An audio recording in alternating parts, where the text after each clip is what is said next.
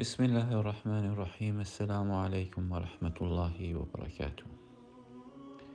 اگر از قوم کافر براءت نجویی یا براءت نکنی، چه اتفاقی برای اون شخص میفته که خودش رو بری نکرد؟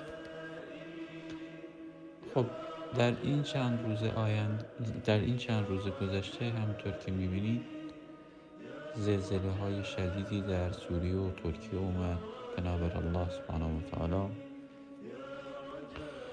که حالا مشرکا و کافرها میگن که به هر حال بلایای طبیعت هست و دیگه زمینه و دیگه، یعنی نعوذ بالله استغفر الله، این خودش کفر هست به آیات الله سبحانه و تعالی، که الله سبحانه و تعالی در قرآن از نحوه عذابهاش در دنیا صحبت کرده. اگر که توبه نکنید بر نگردید، یکی از عذابهایی که میفرسته با حالت زلزله هست. و از اون ور مشرکا و کافرها میان میگن بلایاست، و حالا نه، این به این معنا نیست که حالا چرا مثلا توی ترکیه اومده، توی سوریه اومده، چرا توی کشورهای اروپایی نمیاد، چرا توی کشورهای به قول خودشون، به حرف خودشون مسلمون، اونا به این کشورها میگن مسلمون. ببینید مسئله اینه که مردمی در این بین کشته شدن، یعنی دو دسته شدن. دسته ای که به هر حال دیگه چه بگیونگی دیگه همینجوری کافر، نماز نمیخوندن، مشروب میخوردن، یا به هر حال روزه نمیگرفتن، یا ملحد بودن، یا آتئیست بودن، یا از این جور دست آدم. دسته ای از آدمای دیگه هم هستش که اینها نمازخون بودن، رفتن به مسجد، این کارا رو انجام دادن، ولی تکلیف اونها چی میشه؟ میونه اینها باز دو دسته میشه. میونه این آدم، دسته ای که نماز خوندن ولی وارد جهنم میشن، دسته ای که نماز خوندن ولی وارد بهشت میشن. خب اون دسته ای که نماز خوندن ولی وارد جهنم شدن، قضیهش چه قراره؟ چرا این اتفاق افتاده؟ چرا وارد جهنم میشن؟ ما قبلا صحبت کردیم مثلا برای نمونه در مورد اینکه نمازم بخونی، اگر که شهادتت به حق نباشه، اگر بهش عمل نکنی، نماز سودی نمیرسونه، روزت سودی نمیرسونه، حج رفتن سودی نمیرسونه، هیچ یک از اینا سود نمیرسونه. الله سبحانه و تعالی در سوره تحریم آیه 10 میفرماید ضرب الله مثلا للذین کفروا. الله سبحانه و تعالی مثالی زده برای کسانی که کافر، برای کافر. امرأت نوح و امرأت لوط، زن نوح و زن لوط. یعنی برای مثال ها، برای کافرها مثالی زده از زنهای پیامبران که اینا چیکار کردن؟ این زنهای این پیامبران کانتا تحت عبدین من عبادنا الصالحین، اینها زیر نظر دو تا از عبدهای ما که عبد صالحی بودن قرار داشتن. فخانتاهما، پس خیانت کردن. فلم یغنی عنهما من الله شیئا، پس سودی بهشون نبخشید. نزد الله سبحانه و تعالی هیچ سودی بهشون نبخشید. چجوری سود نبخشید؟ اینکه تو زن پیامبری باشی، به واسطه اینکه بگی بله من زن یه پیامبر هستم، منم با اون برم وارد بهش بشم، نخیر، سودی نمیبخشه. چرا که اونها خیانت کردن به دینشون. و قیل ادخلوا النار مع الداخلین، و وارد جهنم بشید بنابر الله با اونایی که وارد میشن. اینها چیکار کردن؟ زن لوط صلی الله علیه و سلم در بین اون قومی که لواط میکردن، در بین اونها زندگی میکرد. مگه الله سبحانه و تعالی فرمود این مرداشون میومدن این کارو میکردن؟ خب زن لوط صلی الله علیه و سلم که مرد نبود، که زن بود، این کارو هم که نمیکرد. پس چه اتفاقی افتاد که این وارد جهنم شد؟ به خاطر اینکه زن لوط صلی الله علیه و سلم خودش رو بری نمی کرد از عمل این قوم، خودش رو اعلام براءت نمی کرد، بلکه اونا رو شاید تاییدم کرده باشه، بلکه شاید اونا رو به اصطلاح براشون سخنچینی کرده باشه، شاید کاری از این دست چیزا کرده باشه که ما مثلا داریم در قرآن. الله سبحانه و تعالی زمانی که میفهمید که زمانی که اون فرشتگان اومدن، اون ملائکه در به اصطلاح در شکل انسان اومدن به نزد سیدنا لوط صلی الله علیه و سلم، خبر به قومش رسید که بله لوط صلی الله علیه و سلم فلان مهمونا رو داره و بعد مردم ریختن اونجا. یعنی در واقع الله سبحانه و تعالی داره این گونه اعلام میکنه، میگه که زن پیامبری بوده ولی چون خیانت کرده، خیانت در دینش کرده، خیانت در اون دین حق کرده، خودش رو از اون قوم بری نکرده، براءت نجسته، بلکه با اونا هم صدا بوده.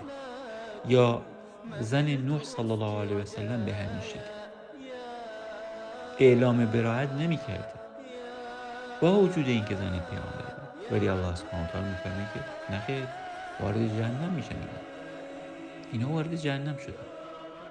یعنی در واقع این مثال رو آوردیم، الله سبحانه و تعالی مثال رو زده برای کافرها، میگه اون کسایی که این شکلی هن کافرن. خب توی اون زلزله دسته از آدم ها گفتیم که داخل همون دسته تقسیم میشن به دو گروه، هر دوتاشون نماز میخونن. یکی از این دسته ها خودش رو بری نکرده از قوم. مثلا برای نمونه طرف عروسی داره، عروسیش به اون شکلیه که خودشون درست کردن، توش فساد و فحشا و منکر و کارهایی هست که الله سبحانه و تعالی امر نکرده بلکه نهی کرده. طرف اونور نماز میخوند، از اونور هر کی میگه آقا بیا این کارت عروسی یا فلان بهمان بیا تو مراسم ما شرکت، این باشه، پسرعموی دخترعموی فلان بهمان. آقا مگه به تو گفته نشد تو خودت رو باید بری بکنی، براءت بکنی؟ چرا نگفتی من از شما بریم؟ چرا نگفتی من از عملی که انجام میدید بریم؟ پس نمازت به تو سودی نمیرسونه. چرا به اون مولوی و ملاها نگفتید از این شرکی که دارید من بریم، من نمیام توی مسجدتون؟ چرا دنبال دینت نرفتی؟ پس اون نماز به اون شخص سودی نرسون و اونم وارد جهنم شد، با وجود اینکه تو اون زلزله مرد و میگفت اشهد ان لا اله الا الله و اشهد ان محمدا رسول الله. پس اون شهادت و اون نمازها به اونم سودی نرسون. همونطور که اون زنها با وجود اینکه همسران پیامبران بودن سودی بهشون نرسون. اما دسته دیگه‌ای هستن که تو اون زلزله جان باختن که ما حالا مثلا گمان میکنیم که بلکه وجود داشته، بلکه 2 نفر 10 نفر یه خانواده وجود داشته که مسلمونه بر حق بوده، این وارد بهشت میشه و شهید میشه و نماز و روزه و اینهاش بهش سود میرسونه. چرا بهش سود میرسونه؟ وضرب الله مثلا للذين آمنوا امرأة فرعون إذ قالت رب ابني عندك بيتا في الجنة ونجيني من فرعون وعمله.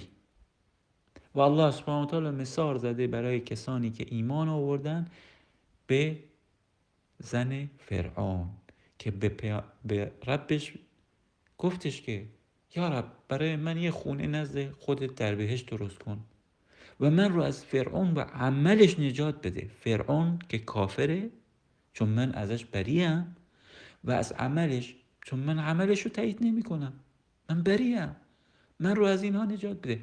و نجینی من القوم الظالمین، و نه تنها از فرعون بلکه از قومشم من بریم، پس من رو از اینها نجات بده. و الله سبحانه و تعالی این گونه داره مثال میزنه. ولی اون زن فرعون شوهرش کافر بود، ولی اعلام براءت کرد وقتی حق بهش رسید. گفت نخیر، من با تو همصدا نیستم، من بریم از تو، از خود تو، از قومت. و اون زیر شکنجه رفت و الله سبحانه و تعالی اون رو وارد بهشت کرد و به این مقام رسون. پس اون نمازخونی که